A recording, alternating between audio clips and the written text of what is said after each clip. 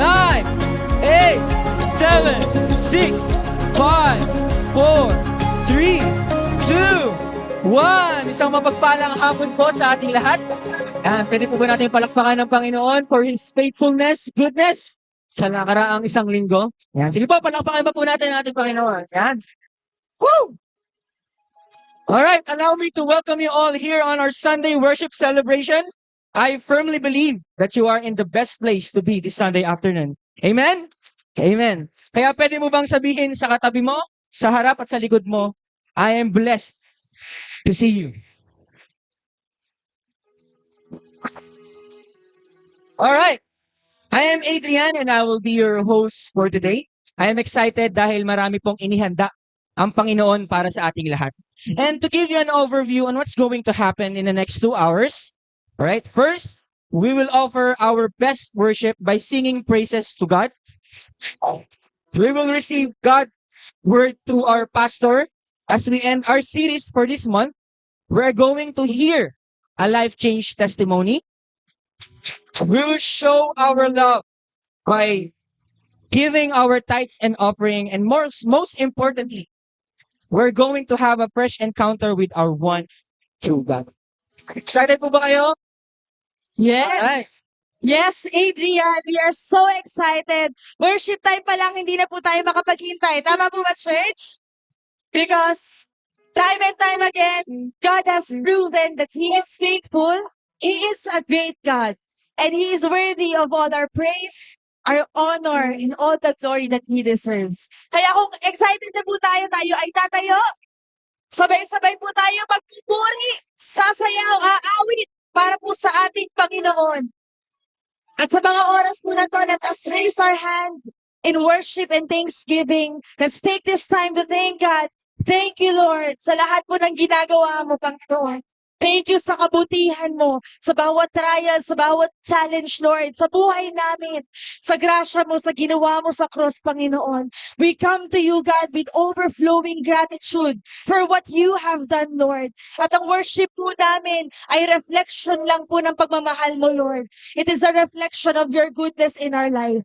At hindi po namin mapigilan na ibalik ang aming pagpupuri dahil po sa kabutihan mo, Panginoon. Accept our worship offering, God. We love you, Lord. We honor you. In Jesus' name we pray.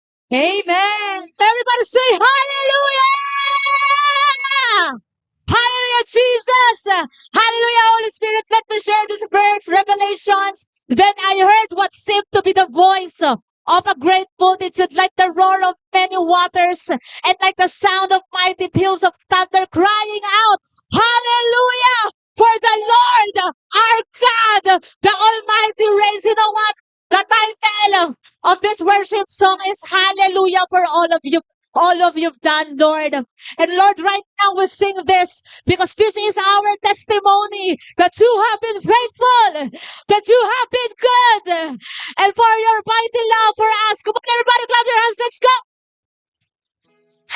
Come on, everybody. Hey.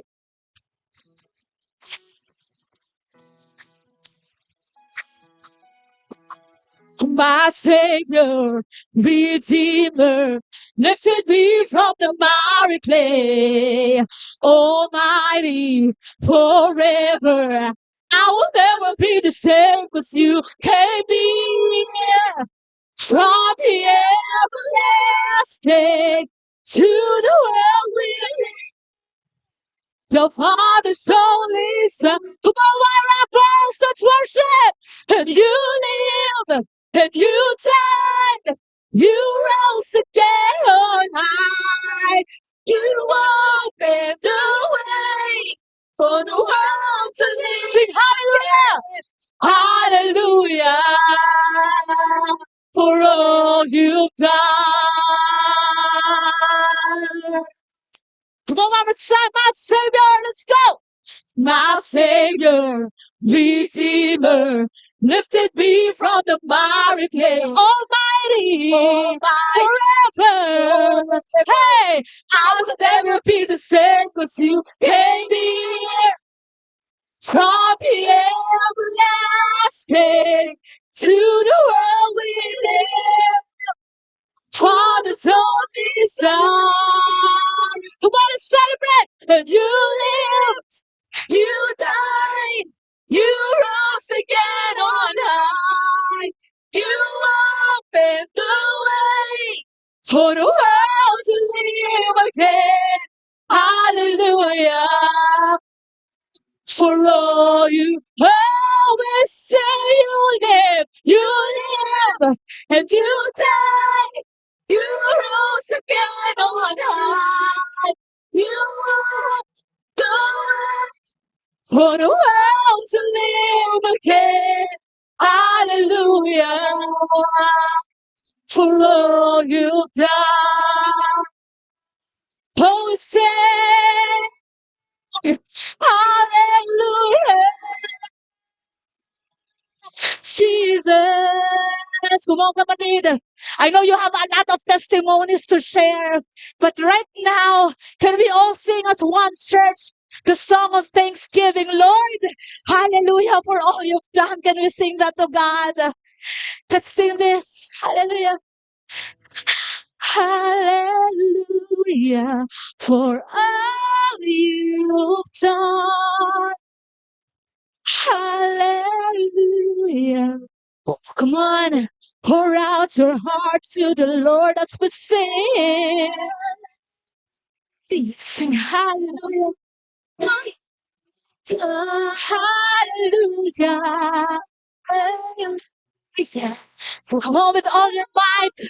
Sing it to God. Hallelujah. Hallelujah. For all you've done. Oh, hallelujah.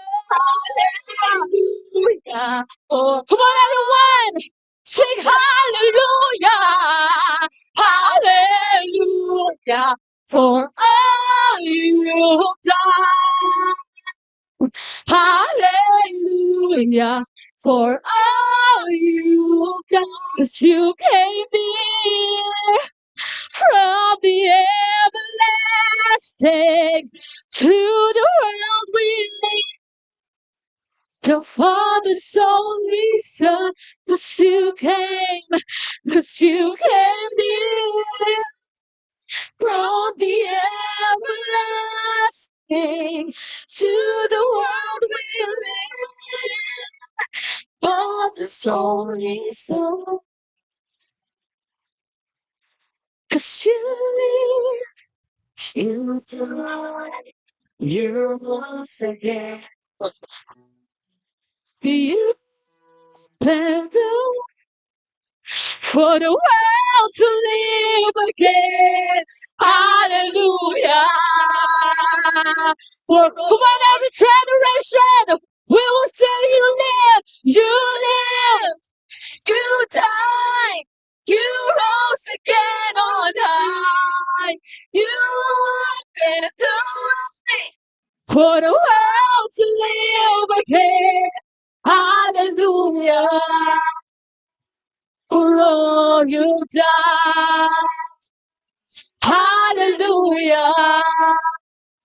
For all you've done. Oh, hallelujah. For all you've done. Come on, give him praise. Sing hallelujah, Jesus. Hallelujah, Jesus. Hallelujah, Holy Spirit, God. Come on, be still. Still in his mighty presence. Be still in his mighty presence. Hallelujah, Jesus. Hallelujah, Holy Spirit. Hallelujah.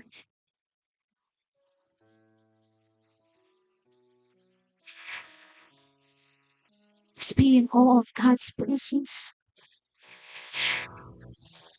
Let's pour out your heart singing your own song. Lord, malapit na kami sa huling buwan ng taon na ito. And we can say that we are still standing because of your grace alone. Lord, hindi kaya ng might namin, hindi kaya ng sarili naming lakas ang mga nangyari this year. So wala kaming ibang response kundi hallelujah. Wala kaming ibang response kundi Hosanna to the highest, Panginoon. So allow us to sing our all-out praise, all-out worship to you.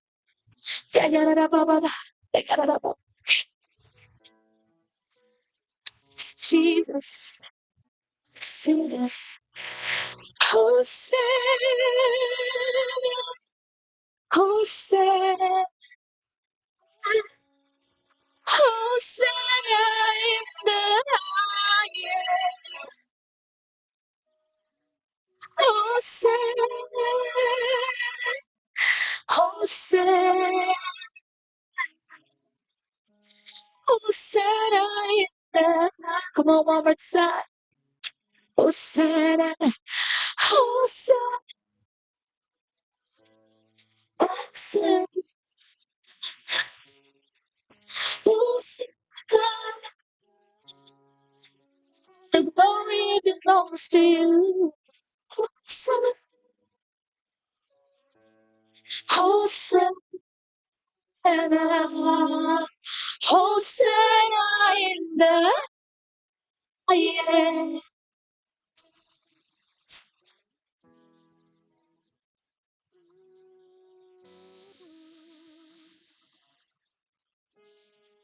Hosanna to your name, Jesus.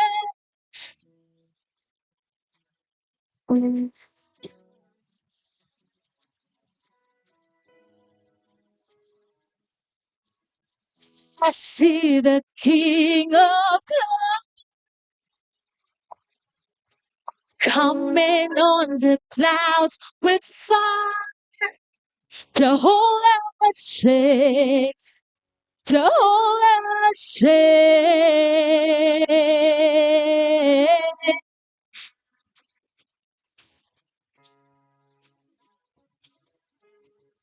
I see His love and mercy washing over all our sin.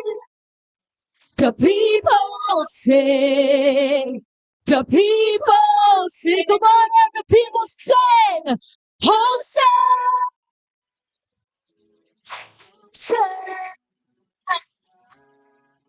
Hosanna. Hosanna. Hosanna. Hosanna in the highest. Come on, let's declare this. I see a generation. I see a generation. Come on, rise up. Rising up to take the place with selfless faith. With selfless, come on, revival is here, oh Lord, we receive. I see your near revival. Staring as we pray and sing, we're on our knees. We're on our knees. Hosanna,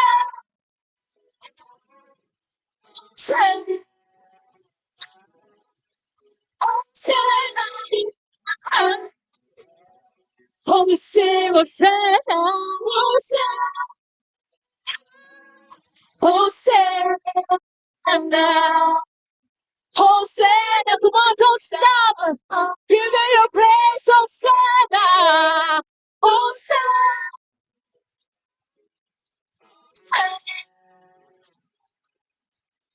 Hosanna.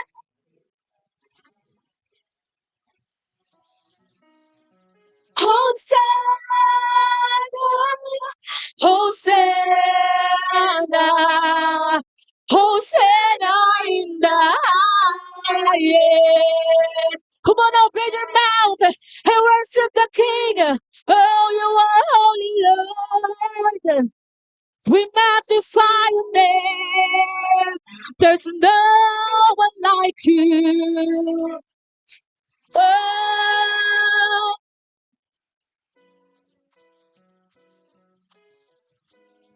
sing heal. Heal my heart and make it clean. Yes, Lord. Open up my eyes to the things I see. Show me how to love like you. Of love me. Oh, break my heart. Break my heart for what breaks yours. Everything I am for your kingdom's gone. As I walk from nothing to eternity.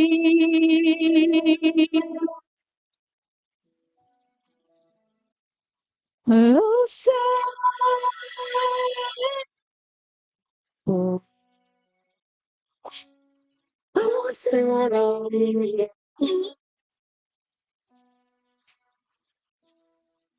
say, oh, say, oh, say. Yes, Jesus. One kapatid, right at this moment, no matter how broken or shattered you are right now, I just want you to know that God knows how to put those broken pieces back together. Some of you, under the sound of my voice, you have a broken heart. Some of you, under the sound of my voice, you have a broken dreams. Maybe you have broken promises over and over again.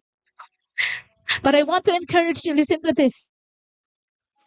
Kapatid, you are not beyond repair. You are not beyond repair. God specializes in making all things new. Let this place be the place of vulnerability. Lord, I need healing. I am here because, Lord, I need restoration from you. So we will sing this once again. Lord, heal my heart and make it clean, Lord. Lord, ayokong matapos ang taon na ito, napasag pa rin ako, Lord God. At hindi natatanggap, Panginoon, yung kabuuan mula sa'yo. So we will sing this with all our hearts. Kapatid, you are not beyond repair. God is waiting for you to be desperate na mag-ask sa Kanya ng healing and restoration. So we will do that right now. We will sing, Lord, heal my heart and make it clean. Panginoon, I want to be used by you. So heal my heart and make it clean. Yes, Lord, open up my eyes to the things unseen. Show me how to love like you have loved me. Hallelujah. Hallelujah. Break my heart. Oh, break my heart for it breaks your heart. Everything I am for your kingdom's come. As I walk from within to eternal. Come on, one more time. Let this be the cry of your heart. Lord, heal my heart. Heal my heart and make it clean. Open up my eyes to the things unseen. Show me how to love like you have loved me. Oh, break my heart, break my heart for what breaks you. Everything I am for your kingdom's fall. As I walk from heaven to eternity. Come on, give a praise. Oh, we sing Hosanna, Hosanna, Hosanna. Hosanna is the highest. Hosanna, Hosanna, Hosanna in the highest. Hosanna in the highest. Hosanna in the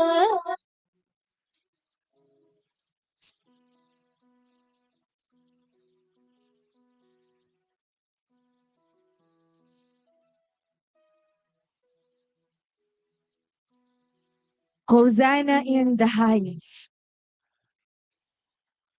Yung phrase po na to twice na binanggit sa gospel books of the Bible.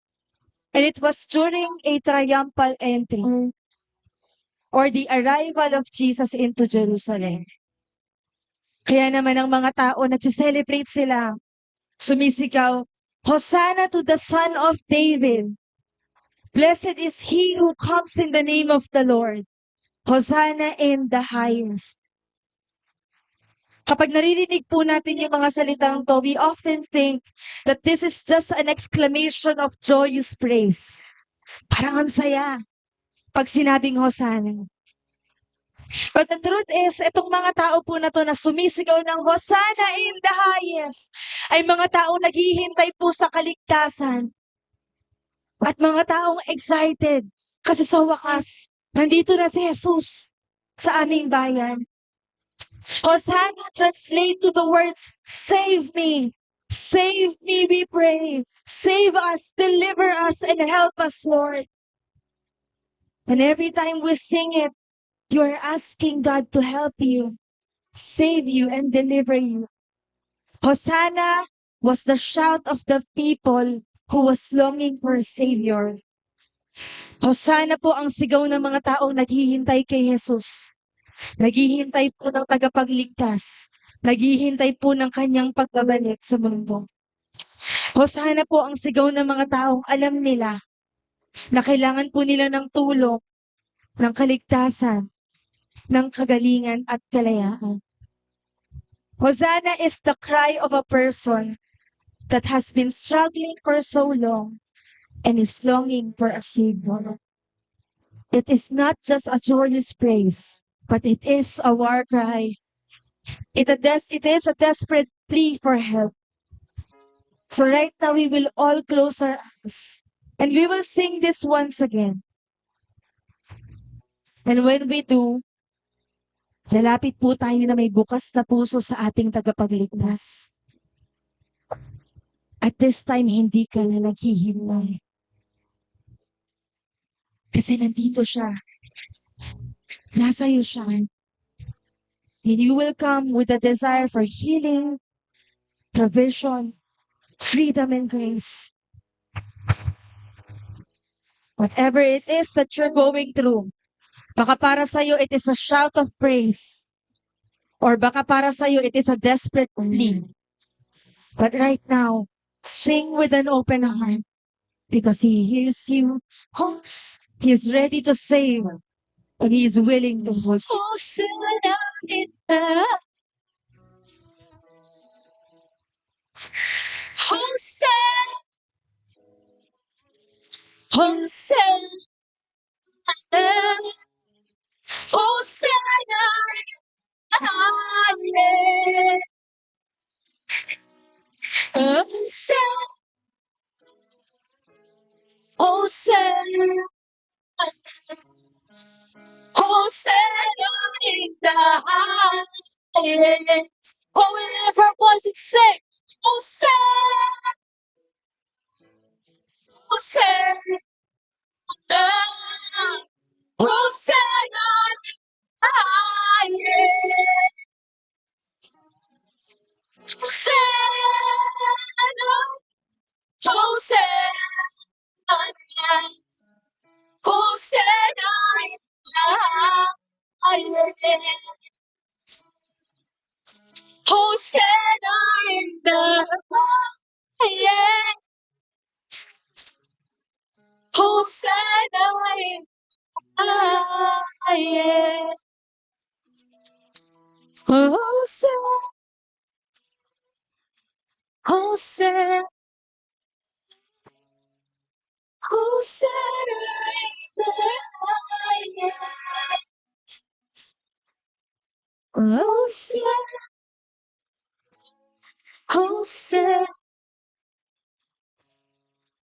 Hosanna in the highest. Hosanna in the highest. Lord, thank you for all you've done, Lord. Thank you kasi hindi na po namin kailangan maghintay, Panginoon.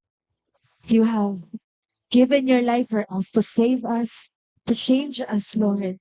And every time we come to you, we know that there is a Savior, God, na pumapagitan sa amin sa Ama.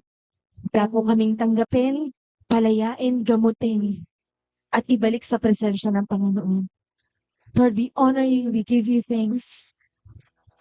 Hosanna in the highest. Hallelujah, Lord, we give you all the glory. In Jesus' name we pray. Amen.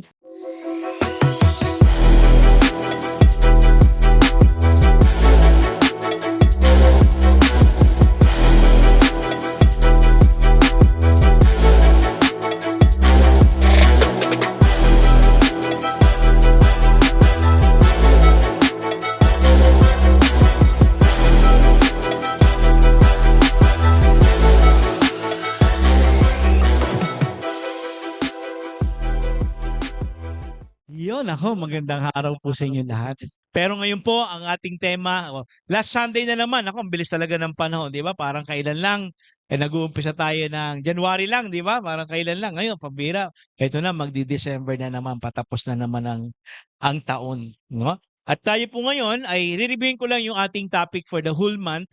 No? Ang ating tema po ay winning the battles of our mind, di ba? Mahalaga ho yan, no? Alam niyo bang may battle na nangyari sa isipan natin? Ha? Alam niyo po ba? Yan ang pinag-usapan natin for the whole month, no? At gusto ko ngayong reviewin isa-isa yung pinag-usapan natin. All right? Yung first Sunday po, pinag-usapan natin ang topic 1 natin is about choosing greatness over good life. Yan ang ating topic nung una.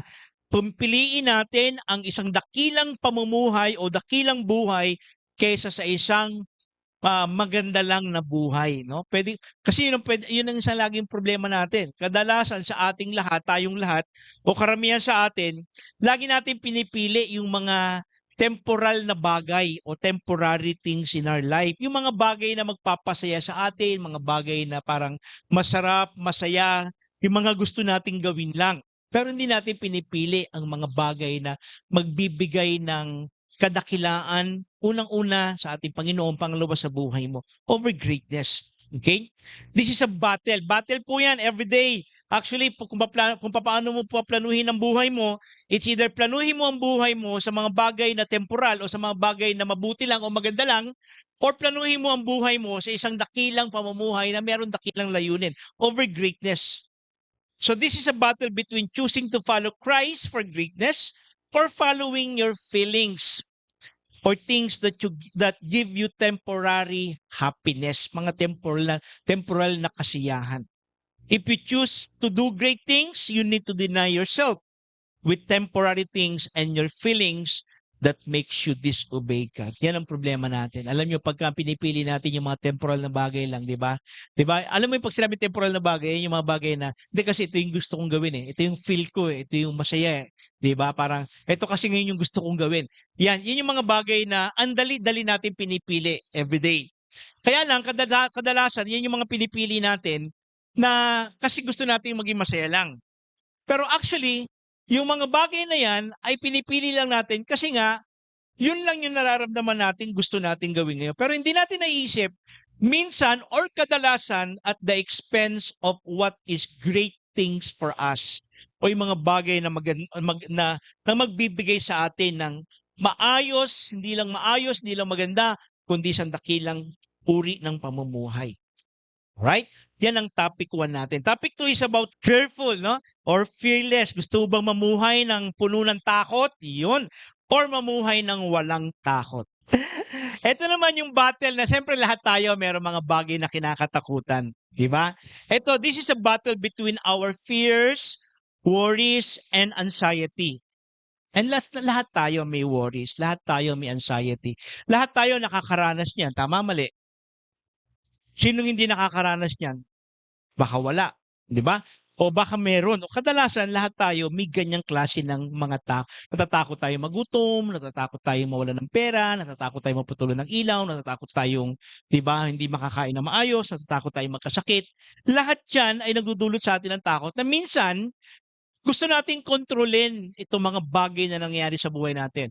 Kaya lang, problema niyan, di ba, parang ang ginagawa natin, because of these fears, ang nangyayari tuloy, ito ngayon ang kumokontrol sa'yo. So instead na gawin mo yung mga dapat na gusto ng Diyos sa'yo na magaganda, na kung saan ay dapat mas malalaki ang pinaplano mo sa buhay mo at ang pinaplano mo ay mga malalaking bagay na pinagagawa sa ng Diyos, hindi mo magawa kasi nga natatakot kayo. Natatakot kayong unahin ng Diyos, natatakot kayong, di ba? Natatakot tayo na magbigay sa ating Panginoon, natatakot tayo na umabsent ng Sunday pag kami trabaho ka kasi baka mawalan ka ng trabaho kaya hindi ka makapag-church, hindi ka rin makapag-serve kay Lord kasi natatakot ka na baka mapabayaan mo pag-aaral mo o mapabayaan mo ang trabaho mo at mawalan ka ng trabaho at magutom kayo, pamilya at hindi kayo makabayad ng mga ganyang klase ng fear. Sa totoo lang, kadalasan marami tayong ginagawa sa buhay natin out of fear.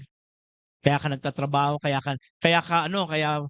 walang katapusan ng pagtatrabaho mo, lagi kang stress kasi nga natatakot kang magutom, natatakot kang mawalan ng pera, 'di ba? Natatakot kang mawalan ng asawa, ang dami nating kinakatakutan. Pero sabi nga ng Panginoon, 'di ba? Unang-una tandaan natin, kung ang Diyos ang may hawak ng buhay natin at siya ay ang tatay natin, dapat wala tayong katakutan. Amen ba 'yon? If God is with us, who can be against us? And then topic 3 is about faith life or fake life. This is a battle between living and trying to portray a committed and active Christian life. Kunyari, ikaw ay aktibo, kunyari, ikaw ay Kristiyano, o kunyari, mahal mo ang Diyos, pero you are not really giving your 100% commitment and obedient to Christ. Pinag-usapan natin si Ananias tsaka si Sapphira, di ba? So trying to outsmart God and living a compromising life. Yan, di ba? Parang nandito ka nga, pero hindi ka talaga committed. Pero tingin ko wala nang ganun dito, tama? Sabihin mo sa iba yun, sa ibang church yun, di ba? Lahat ng Y-Rocker committed, tama? Ngayon naman, pag-uusapan natin is beat my body to win. Yan. Beat my body to win. Lahat itong pinag-usapan natin, actually, lahat yan nag-uumpisa sa mind. Pero lahat ng nangyayari o naiisip natin, tandaan natin, lagi itong merong epekto sa pamumuhay natin. Di ba? May battle na nangyayari sa isipan natin. At pag hindi mo na-control yung naiisip mo, lalabas ito sa pamumuhay mo. Kaya kung mapapansin nyo mga topic natin, hindi ito mga battle na para nakikipag-away ka or nakikipagtalo or nakikipagdebate ka. Kundi ito ay pakikipaglaban sa pandaraya ni Satanas na minsan hindi mo napapansin, pumapasok sa isipan natin at ito ang pinaniniwalaan natin at ito ang nagiging pamumuhay natin. The battle of mind is very subtle and deceiving. So today, pag-aaralan naman natin is beating your body to win. Kailangan nating, ano Tagalog ng beating your body? Kailangan nating hambulusin ang katawan natin. Hindi naman. Kailangan nating disiplinahin at kontrolin ang ating katawan para manalo. Di ba? Gusto nyo ba yan? Mukhang ito ang totoong labanan kasi pisikalan ito. Pero hindi itong pisikalan na makikipaglaban ka sa kapwa-tao mo. Kasi ang kalaban mo mismo rito, katawan mo. Yan. So, tingnan muna natin, ano ba ang sinabi ng Biblia tungkol sa katawan natin? Sabi sa 1 Corinthians chapter 9 verse 27, "No, I beat my body and make it my slave, so that after I have preached to others, I myself will not be disqualified for the prize." Si Pablo ho ang nagsasalita rito. So meron palang kalaban si Pablo na kung saan sabi niya ganoon, "I beat my body." Ang kinakalaban niya at ang kanyang dinidisiplina at kinokontrol o kaya naman ay ginagawang alipin, sabi niya ganoon, "I beat my body and make it my slave." Alin daw yung make it, ano yung ginagawa niyang alipin? Ginagawa niyang alipin ng kanyang katawan. As in literal to, yung katawan niya. Bakit daw? "So that after I have preached to others, I myself will not be disqualified for the prize." Bakit kailangan may beating of the body? Because the truth is, whatever your mind thinks, your body will react and do. Ikaw sa babaho rito? Ano man ang pumasok sa isip mo at yon ay in-entertain mo at pinaniwalaan mo, magre-react ang katawan mo at yun ang gagawin mo. At hindi natin alam, most common battles na nangyari sa mind natin ay nagmumula sa design ng katawan natin. Basahin natin, James chapter 1 verse 14 to 15. "But each one is tempted when by his own evil desire he is dragged away and enticed." O, pakinggan niyo mabuti. Ang sabi niyan is own evil desire. Natutokso raw tayo. Una pala, hindi pala si Satanas ang tumutokso sa atin. Hello? At hindi rin yung barkada mo. Hindi yung kaibigan mo, hindi kung sino man tao. Ang una palang tumutokso sa atin ay yung sarili nating desire. Our own evil desire. At pag na-arouse daw yan, at naramdaman natin yung desire na yan, sabi niyan, he is dragged away and enticed hanggang sa magawa mo na raw yan. Then after desire has conceived, pag yung desire na yan ay, kumbaga napagbigyan mo yung desire na yan, manganganak daw yan. At ang panganganak na yan, ano ilalabas niyan?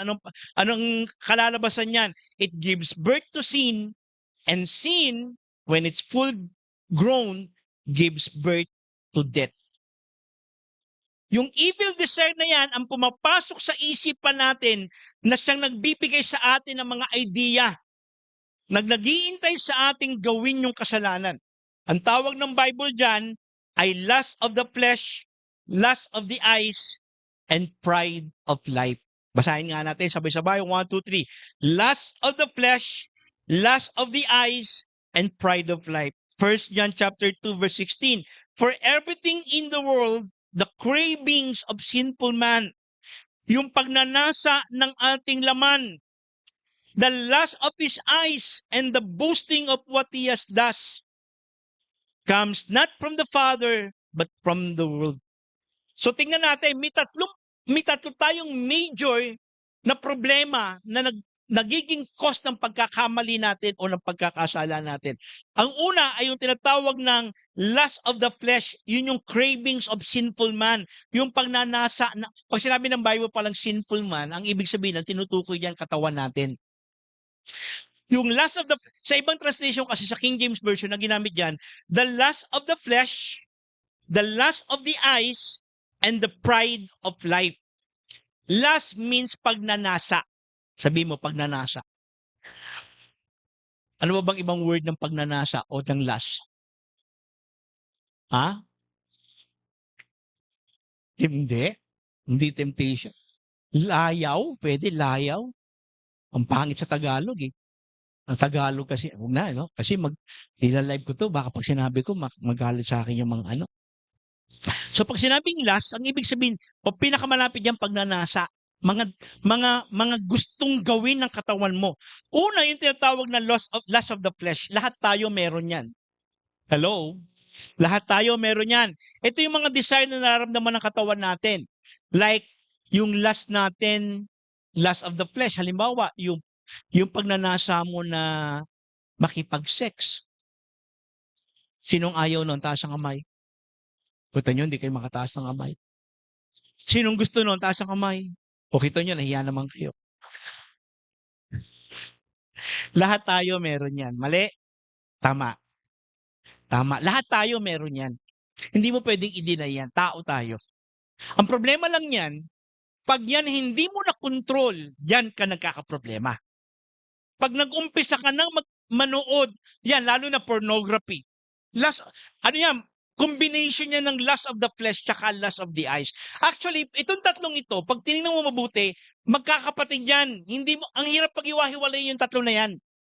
Halimbawa, katulad ng lust of the eyes. Siyempre, lust of the eyes, pag nakita mo, gusto nang tingnan ng ano mo, ng mata mo. Kaya pag nanonood ka, o nanonood ka, o kaya nakakita ka ng mga pornographic materials, di ba? Siyempre, lust of the eyes yun. Uy, ang ganda. Gustong-gusto mong tingnan. Pero ang kasunod nun, magre-react ang katawan mo. Tama, mali. So may problema tayo ngayon. Magkaduktong yan. Pag sinabing lust, gustong-gusto mo siyang makita. Gustong-gusto mo siyang maramdaman. Pag sinabing lust of the flesh, ito usually yung 5 senses natin. Okay? So ang problema natin ngayon, yan, pumapasok yan sa katawan, sa isip natin, papasok yan sa isip natin, mararamdaman natin yan. So pag nanood ka, nakakita ka, makakaramdam ka. So yun yung lust of the eyes, tapos lust of the flesh. Di ba? O kaya naman, maaring hindi lang naman about sex o hindi about pornography. Pwede naman ito ay lust ng comfort o kaya addiction for food. Di ba? Yung gustong-gusto mong matulog, gustong-gusto mong kumain. Kaya ang gluttony, kasalanan din eh. Alam niyo ba yung gluttony? Katakawan. O sabihin mo sa katabi mo, pinariringan ka. Di ba?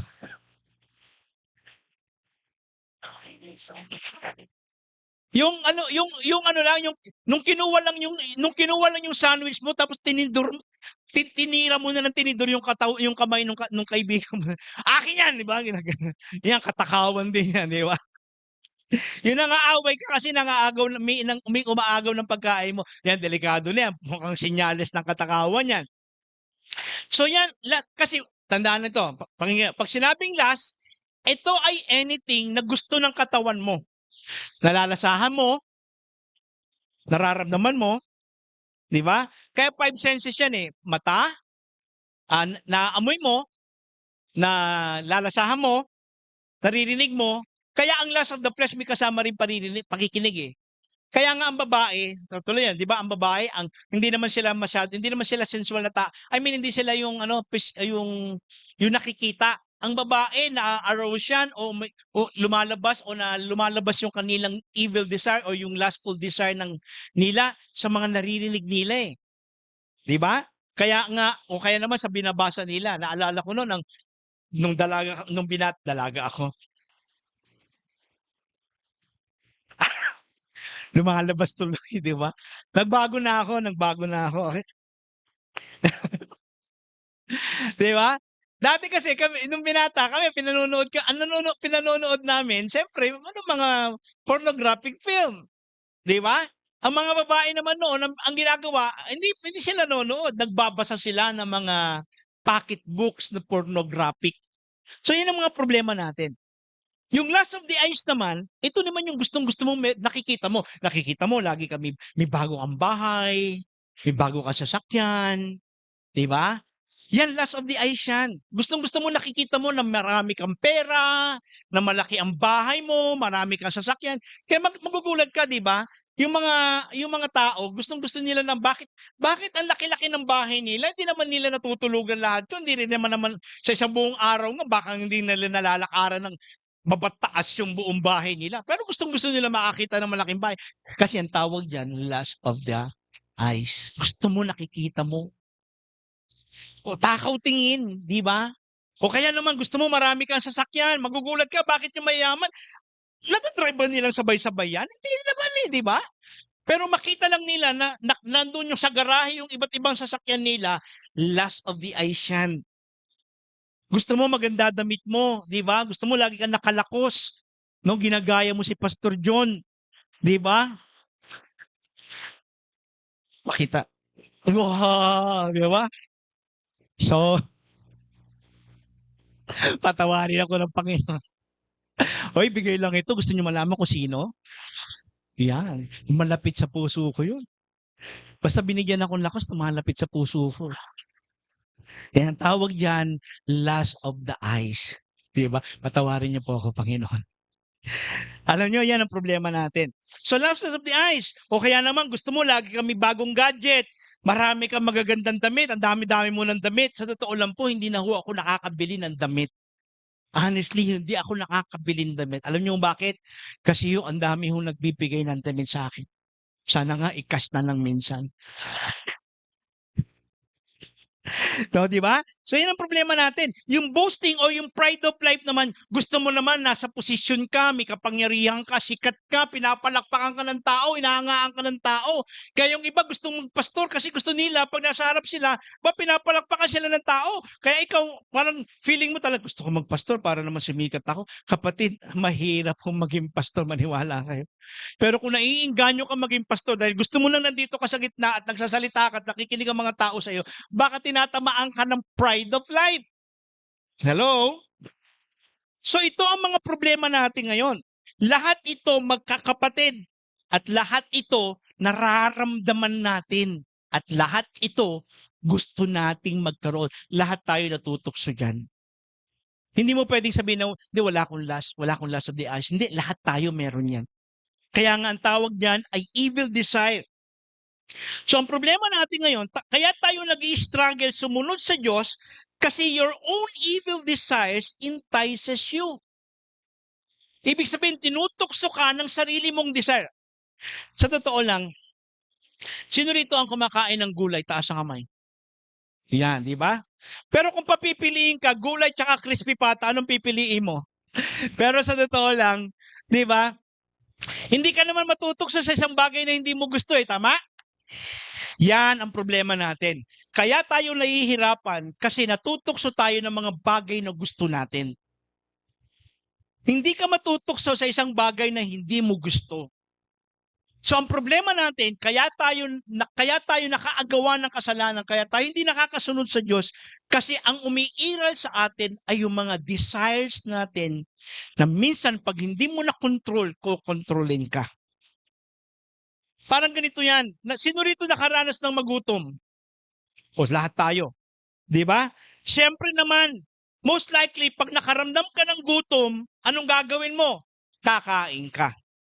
Walang problema ron kasi normal yon. Normal na magutom ka at kumain ka.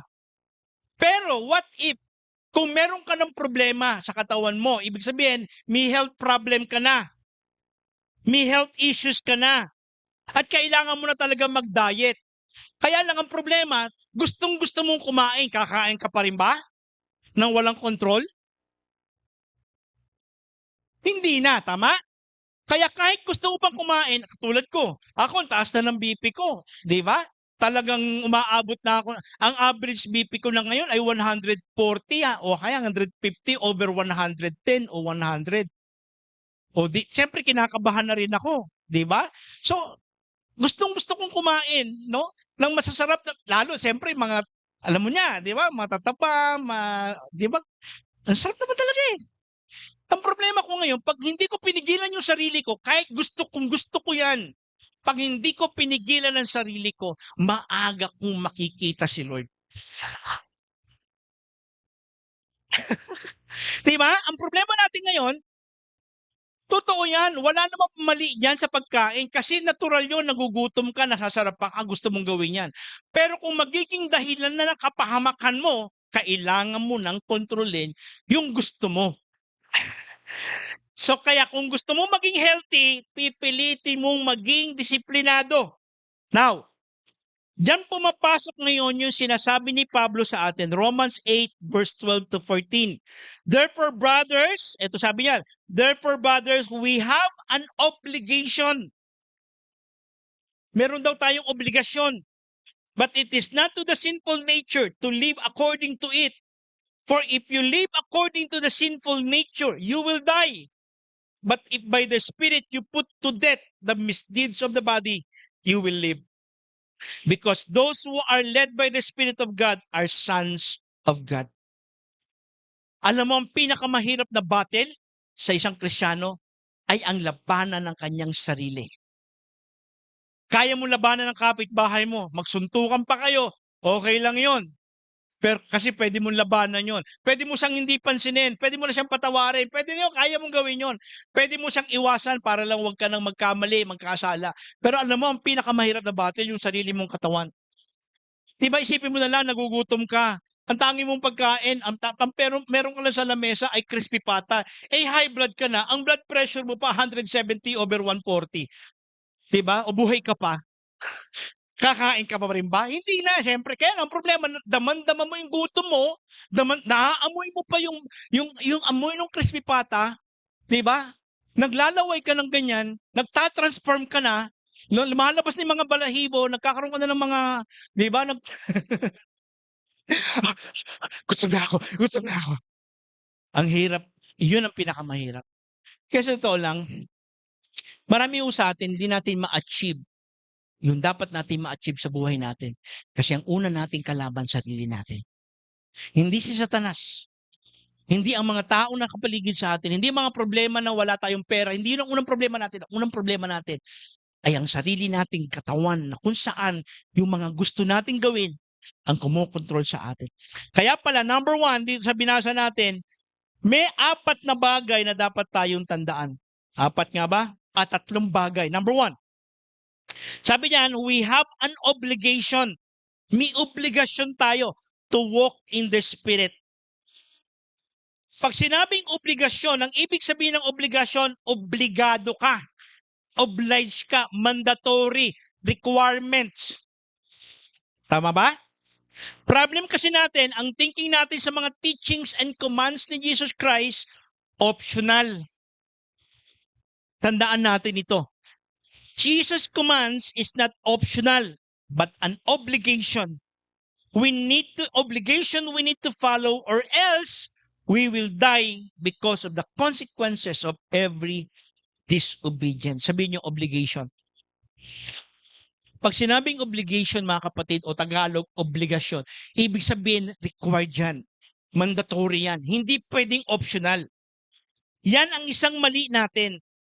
Katulad ng problema ni Ananias and Sapphira, pinag-usapan natin last time. Totoo, pera naman nila yun eh. May option sila na hindi nila ibigay yung buong pera nila. Kaya nang, ang ginawa nila, pinalabas nilang 100%, binigay nila. Pero may option naman sila eh. Pero dahil idiniklara nila na lahat yun ay ibibigay nila sa Diyos, that means naging obligation na nila yon. Kaya nung hindi nila binigay yung buo, nagka-problema sila at yun, pinarusahan sila. Sa totoo lang, parang ganyan din naman sa everyday life natin. Maraming options pero ginagawa nating obligation. Halimbawa, katulad nito. Bakit pagdating sa work o pagdating sa school, hindi ka pwedeng malate? Tama? Hindi ka pwedeng malate. Hindi ka rin pwedeng hindi pumasok. Pero bakit pagdating sa church, pagdating ng Sunday, optional? Aatin ba ako mamaya o hindi? Di ba? Nagagawa mo mag-leave at ito, tatanong, obligado ka pa talagang pumasok? Tanong, bakit pagka gusto mong mamasyal, willing kang mag-leave? O di may option kang hindi magpumasok? Tama, mali. So, ibig sabihin, hindi totoong obligasyon yun. Nagdi-decide ka lang maging obligasyon siya sa panahong kumbinyente ka. Pero pagdating na sa bagay na, lalo na pagdating sa Diyos, optional na siya at yun ang masakit. Bakit pagdating sa Diyos, lahat optional? Hello? Worse, minsan, ang pinagpipilian lang natin ay pasyal, pahinga, paglalaba, at pleasure pagdating kay Lord. Tama? Hindi muna ako aatin ng church kasi maglalaba ako. Hindi muna ako, pastor, wala kami sa Sunday kasi mag-out of town kami. O sige, sasabihin sa'yo ni Lord, sige, ako rin mag-out na rin sa'yo. May option naman si Lord para iwanan ka eh. Pero nag-obliga ang Diyos sa kanyang sarili, kahit ganyan ka anak, mamahalin kita. Pero wag kang magtaka kung pagagalitan din kita. Kasi bakit? Kasi gusto ko maging obligasyon mo sa akin ang pagmamahal mo. Obligation siya hindi dahil mapapagalitan ka o masisita ka or paparusahan ka o sisirain ng Diyos ang buhay mo, pero dahil yan ang mga natural consequences ng disobedience and allowing your sinful desire. Alam mo, minsan ang tingin kasi natin sa mga utos ng Diyos, parang tama, obligation siya, di ba? Parang, hindi, obligado akong sundin ng Diyos, obligado akong mag-church, obligado akong mag-pray, obligado akong magbasa ng Bible, obligado akong... Kasi ang problema, ang thinking mo, obligasyon niya nang walang ano, na parang, obligasyon niya na parang walang benepisyo. Tama, mali? Kaya nahihirapan ka. Pero ito tanong, bakit pagdating sa school o pagdating sa trabaho na lang, obligado kang pumasok? Kasi may bayad. Lalo na kung no work, no pay ka, obligasyon kong pumasok at kahit ayaw kong pumasok, papasok ako kasi pag hindi ako pumasok, wala akong sweldo. Pag wala akong sweldo, wala akong pambayad sa iPhone na kinuha ko. O di nakakita ka. Kaya kahit obligado ka, pupunta ka pa rin. At kahit ayaw mo, pagdating mo ron, okay lang, matatapos mo yung buong araw. Kasi bakit? Alam mo, may susweldoin ka. Bakit pagdating sa Diyos, lahat obligado at hindi ka masaya? Yan ang problema natin. Kaya hindi ka nakakasunod sa Diyos at hindi ka in love kay Lord, lahat obligasyon lang kasi hindi mo nakikita yung benepisyo ng pagsunod sa Diyos. Tandaan natin, lahat ng utos ng Diyos ay lahat yan may magandang pangako lagi ang Diyos sa atin. At tandaan nga pala natin, lahat ng inuutos sa atin ng Diyos ay hindi para ipahamak ka. At hindi para pagkaitan ka ng kasiyahan. At lalong hindi para pagkaitan ka ng buhay na maganda at masaya. Lahat ng utos ng Diyos ay para sa ikagaganda ng buhay mo. Kaya ka inuobligan ni Lord na sumunod sa Kanya, anak, sumunod ka sa akin kasi yan lang ang pinakamagandang gagawin mo sa buhay mo. Sapagkat lahat ng pinuutos ko sa iyo ay may magandang pangakong nakaduktong. Hello? Number 2, tapusin na natin to. Mga tapos na. Number 2, anong kailangan natin daw? So una, obligasyon natin yan. At yung obligasyon na yan ay hindi obligasyon na pamimilit. Obligasyon yan kasi yan ang ikagaganda ng buhay natin. Pangalawa, to put to death the misdeeds of the body. Ayan na. Kailangan nating patayin daw ang hilig ng katawan natin para raw makasunod sa Diyos. Put to death the misdeeds of the body. Kaya dito papasok yung putting to death the misdeeds of the body. Naku, sandali lang pa, tatapusin ko lang po. Okay lang ba? Sandali lang to. Kasi lahat, ito tanda natin, kasi lahat ng lust of the flesh, lust of the eyes, and boasting of what he has does is habit forming.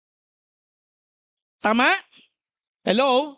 Pag pinayagan mo ang mata mo na tumingin sa pornography, sumilip ka sandali. Sandali lang naman to. Titingnan ko lang kung maganda o pogi siya. Yung unang silip mo lang, masusundan na yon. At pag sinundan mo na yon, susundan mo pa ulit yun. Yun na, hindi mo ba napapansin, habit mo na siya kasi bakit? Addicted ka na sa pornography.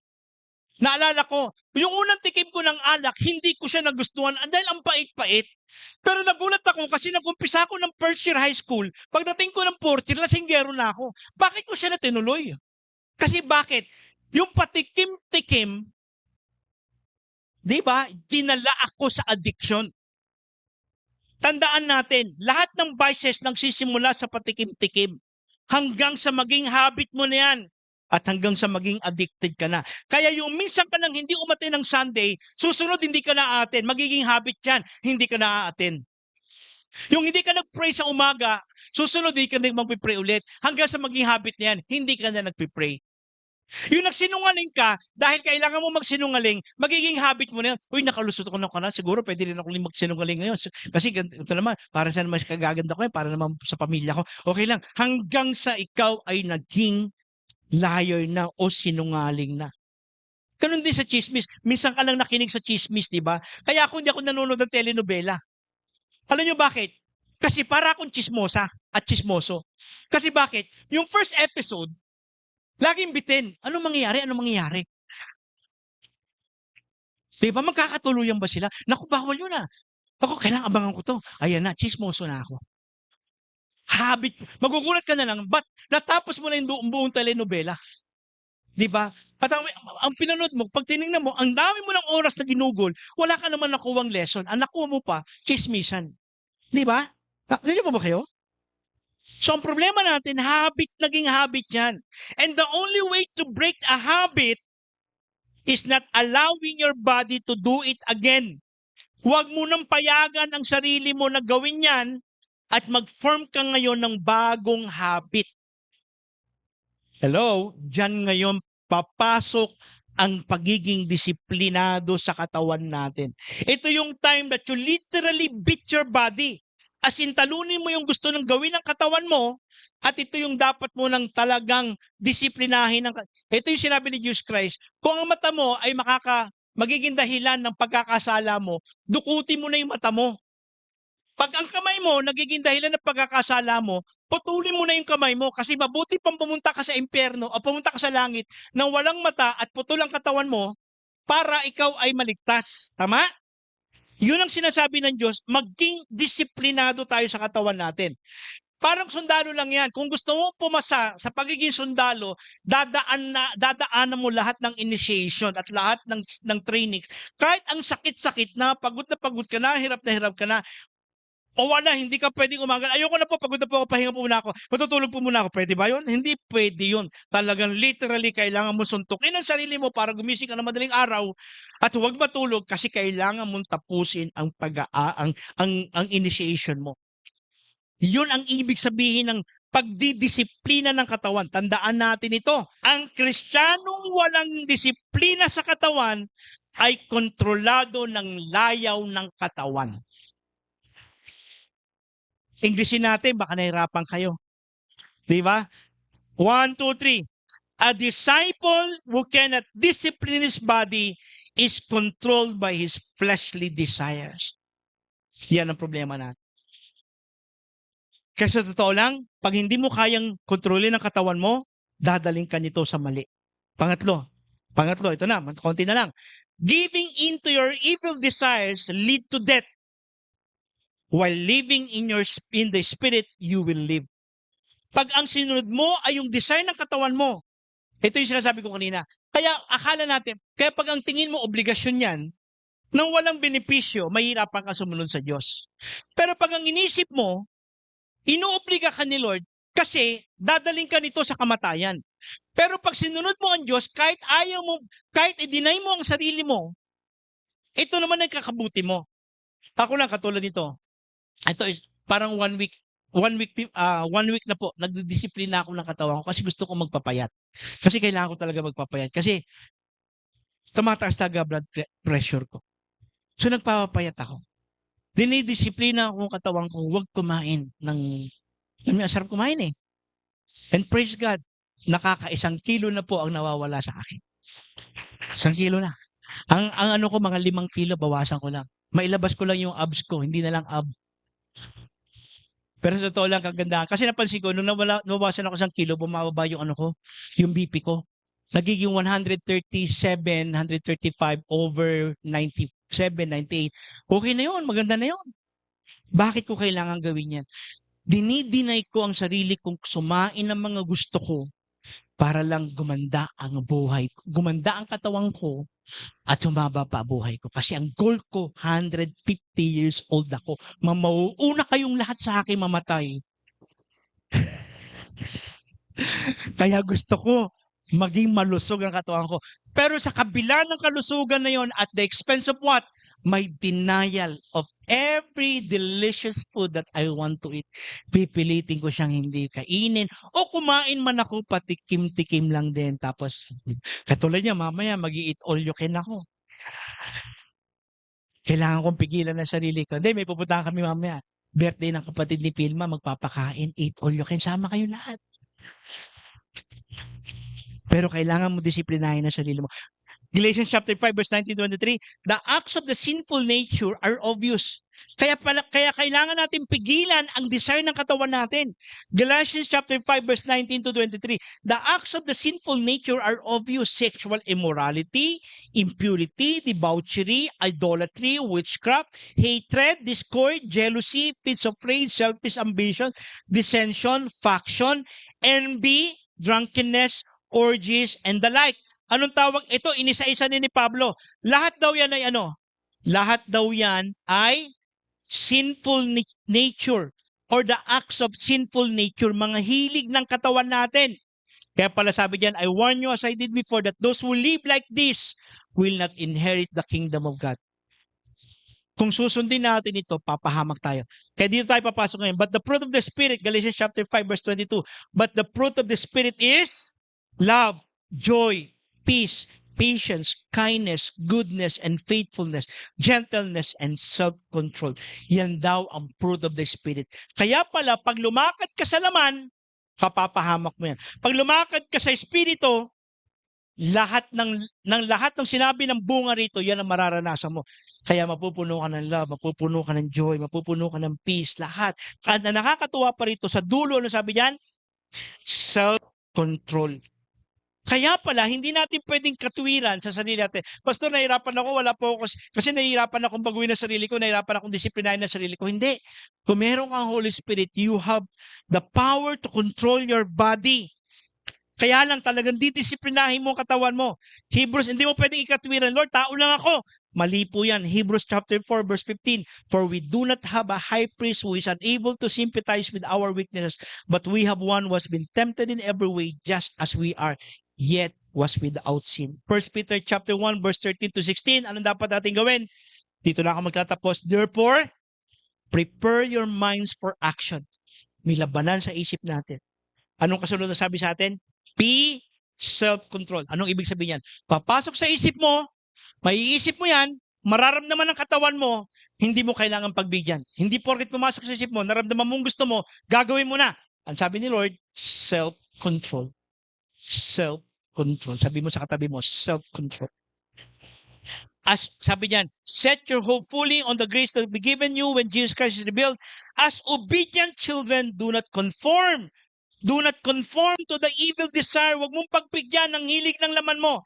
You had when you live in the ignorance, but just as He who called you is holy, so be holy in all you do.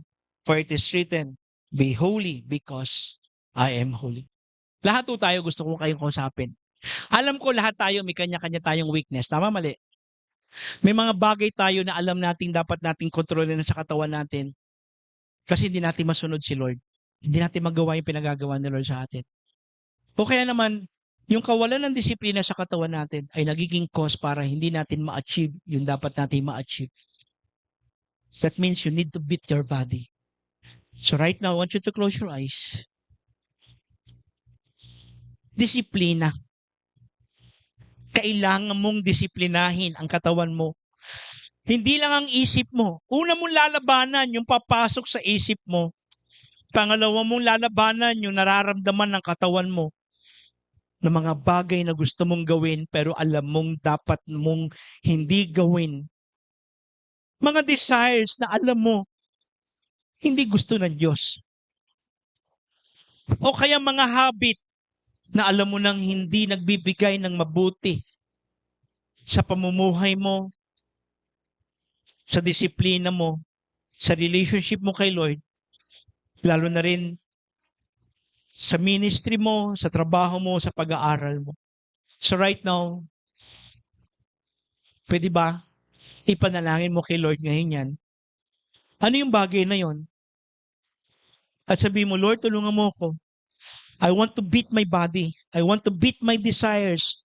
Lord, tulungan mo ako makontrol ang pornography, ang panonood ko ng mga ganitong klase ng palabas o video. Lord, tulungan mo ako makontrol ang sarili ko. Napapabad ako sa social media. Kasi nag-i-enjoy ako manood, basahin, makichismis. Tulungan mo ako maging disiplinado. Na meron talaga akong oras for my devotion. Tulungan mo ako maging disiplinado. Kahit sa pagtulog ko, Panginoon. Kasi ang haba-haba ng tulog ko pero wala akong devotion. O minsan, Lord, kailangan kong disiplinahin ang sarili ko, ang katawan ko, para lang paglingkuran kita. Para may time ako na lalo pang magpakabuti sa trabaho ko, sa pag-aaral ko. Kapatid, anuman ang nawawalan ka ng disiplina sa katawan o mga desire na lagi mong ginagawa at pinagbibigyan, sabihin mo ngayon sa Panginoon, Lord, Ayoko na po nito. Tulungan mo ko. Disiplinahin, kontrolin ang aking katawan. Taas natin ang ating kamay. Sabihin natin sa Panginoon, Panginoong Jesucristo, I want to beat my body. Come on, sabihin mo. I want to beat my body. To beat my body. Help me to overcome Little my own evil desires. evil desires. Lust of the eyes, Lust of the eyes. lust of the flesh, Lust of the flesh. and the pride of life. And the pride of life. I want to follow you. I want to follow I want to you. serve you, Lord. I want to serve you, Lord. Help me. Help me. Give me self-control. Give me self-control. In Jesus' In name. Jesus' name. Amen. Palagpakan natin ang Panginoon. Let's pray po. Let's close our eyes and let's pray. Magpasalamat po tayo sa Panginoon sa kanyang salita. Sa pagkakataon na papurihan siya. Let's thank God. Let's worship Him. Father God, marami pong salamat sa araw na to, Panginoon. Dalangin ko sa aming pag-uwi, not only will we celebrate the fellowship that we have with each other, Lord, but we will celebrate this word na na-receive po namin sa'yo. Uuwi po ang simbahan, God, na lahat po kami ay mag-aayos ng aming buhay dahil ayaw naming ma-disqualify, Lord. Gusto po namin na makaharap ka sa dulo po ng finish line na ito. Help us, Lord, to beat our bodies. Put to death, Lord, the sinful nature, God. And Lord, help us to be holy just as you are holy, Lord. And Lord, in our worship, may we give you the greatest honor, God. May we enjoy this time, Lord. Furthermore, kasi, Lord, deserve mo lahat, God, ng worship na pwede po naming i-honor. Thank you, Lord, for being with us today. Thank you for the offering that you have given each and everyone the chance to give, Lord. Ito po ay tinataas namin sa iyo, binabalik namin sa iyo. At ito po ay para sa pangalan mo, Panginoon. We honor you in Jesus' name. Everybody say, Amen. Come on, let's end this by giving praise and sing Hallelujah, Lord. Come on, sing. Hallelujah for all you've done.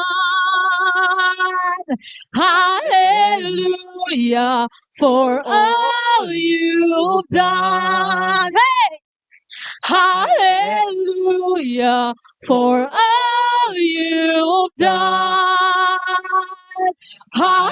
Hallelujah for all you've done. 'Cause you came near from the everlasting to the world we live. The Father's only Son. 'Cause you live and you died, you rose again on high.